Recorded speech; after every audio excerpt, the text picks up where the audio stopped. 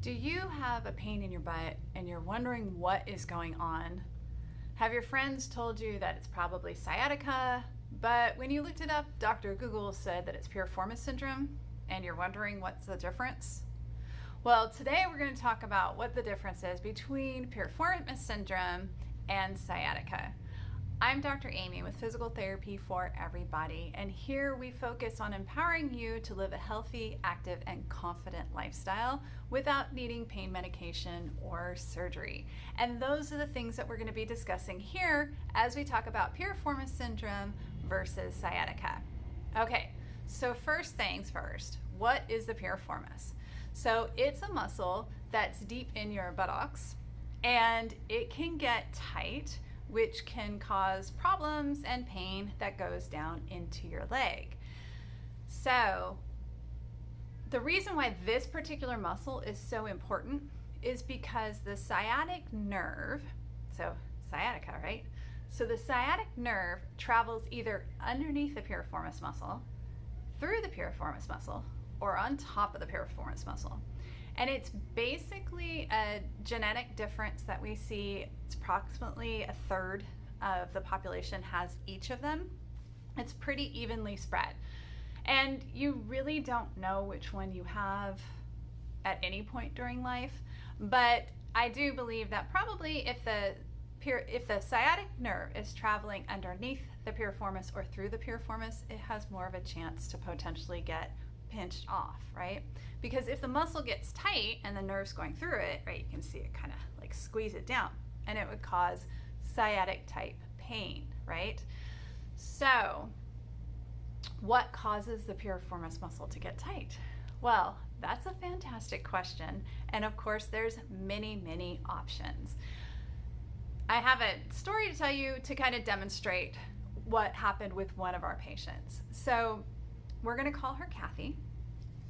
She started getting Piriformis Syndrome type symptoms when she was running. And it would only happen when she was running, and then the muscle would kind of loosen up, as it got warmed up. But then after her runs, as she kind of cooled down, it would start to get tighter and tighter. So she was trying to stretch, and she was doing yoga and stuff like that. But it just continually got worse every time she was going running. So by the time she came to see us, she had, her piriformis was tight. It was putting pressure on the sciatic nerve, and she was having pain that was running all the way down her leg.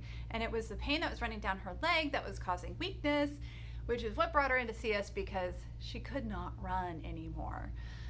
So we did an evaluation. We figured out the fact that it was actually coming from the piriformis. So the sciatic nerve was getting impinged, let's say, by the piriformis muscle. And so we had to deal with, 1, the nerve, 2, the muscle, but 3, the cause of it.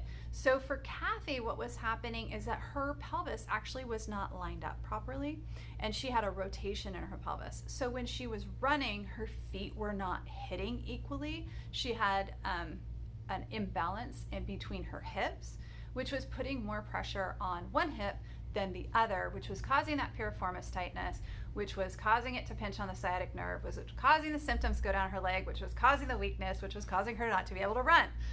So as you can see, it's all interconnected and it's all a little complicated. And that's why it's so important to get a specialist, to work with a specialist and get them to do a complete evaluation to find out what the root of your problem is, because you could have sciatic type symptoms, but it could be a piriformis syndrome. And if you treat the sciatica in a more typical fashion, it actually will not solve the problem if what you have is a piriformis syndrome. So it's very important to understand that there is a difference, and if you don't treat the correct one, obviously you're not going to get the outcomes that you're looking for. Now, I wanted to finish that story before I move on. I am happy to tell you that Kathy was discharged. She got back to running, and she actually just let me know that she finished her first half marathon since going through treatment, and she was very happy with her time. So There's definitely hope for you. If you've had to stop doing something that you love doing because you have pain down the back of your leg, we can definitely help you figure out what is the root cause and address it so you can get back to doing the activities you love. Now, going back to piriformis syndrome. So, most commonly, you will notice that your hip and your low back are stiff and tight, particularly your hip. You may even feel some pain deep in your buttocks, but as it progresses, again, that sciatic nerve travels down the back of your leg, so it will probably also travel down the back of your leg. Usually it will start as pain, then it will become more pins and needles-y sensation, numbness and tingling, as symptoms progress and as that nerve gets more compressed. Also with a piriformis syndrome, you may notice that you do walk heavier on one side. I've had one patient who her grandchildren always knew when she was coming downstairs because she walked heavy on one side, and so it was funny because during treatment, obviously we changed that, and she could sneak up on her grandchildren. They wouldn't know it was her coming anymore. So I always found that one very amusing. The most common causes of piriformis syndrome are pretty varied. Usually it's because you're doing an activity level that the piriformis muscle just can't tolerate.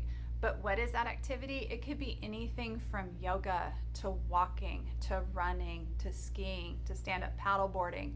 It can be anything that causes too much stress to that muscle. So you may have noticed that it started gradually and that the symptoms continue to kind of progress as you do certain activities. That's usually a sign of more of a piriformis syndrome. Sciatica tends to come on more suddenly and you start to have those symptoms all at once. So piriformis syndrome is more kind of a longer lead time to develop those symptoms. And usually when you think back, you'll be like, oh yeah, my hip has been getting a little bit tight, or I have noticed that I walk heavy on one side, or another one that's really, really important that a lot of people don't know about. If you run or walk regularly, particularly in the street.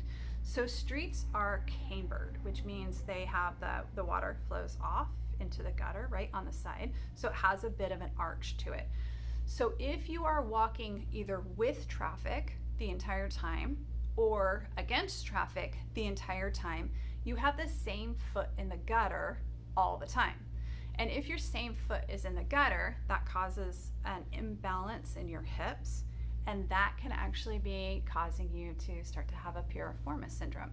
So if people are going for a walk and want to be walking, well, around here, I definitely recommend walking on the trails if at all possible. But if you like to go walking early in the morning when it's dark, which is usually when I go running, I hear you. What I do is I just make sure that I go with traffic on the way out and I go against traffic on the way back. And then that way I always have the opposite foot in the gutter. And actually, depending on where I'm running, I have this entire route and I actually switch sides from time to time. As long as it's safe. Obviously with traffic, safety is the most important thing, but if you walk or run regularly on the road, definitely recommend don't leave the same foot in the gutter during your whole entire walk or run. All right. How is piriformis syndrome different than sciatica? So I pointed out a couple things already. Piriformis syndrome usually comes on gradually. Sciatica usually is more of a sudden, an event happens that starts causing you to have the symptoms. Piriformis syndrome usually starts with less symptoms initially, just things feel tight, maybe a little bit achy, a little bit painful. Sciatica, it's usually extreme, excruciating right from the start. And piriformis syndrome, usually if the muscle is stretched or relaxed, like you stop doing the activity for a while, usually your symptoms will get better. But as soon as you go back to the activity that was provoking it, they will come back. So sciatica, it tends to be once that nerve is activated, it will stay activated even if you're at rest. Although your symptoms may get a little bit better at rest, they won't totally go away. Piriformis syndrome, usually the symptoms will go away in the beginning, but as things progress over time, they won't. And I know that all of this can be a little bit confusing to try to figure out and what to do about it. But I gotta say, the first thing is to make sure you know what you're actually dealing with. And that's getting a specialist evaluation to understand if you're dealing with sciatica or piriformis syndrome. The treatment is different, and we need to make sure we're getting the accurate treatment and not just some exercise sheet that you were handed or some exercises that you found online, because if you're not treating the right thing, then you're not going to get the results that you're looking for.